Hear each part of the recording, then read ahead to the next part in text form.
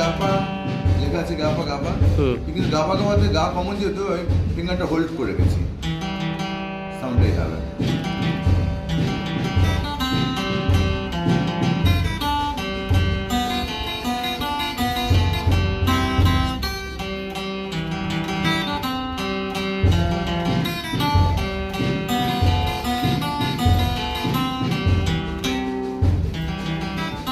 right হ্যান্ডটা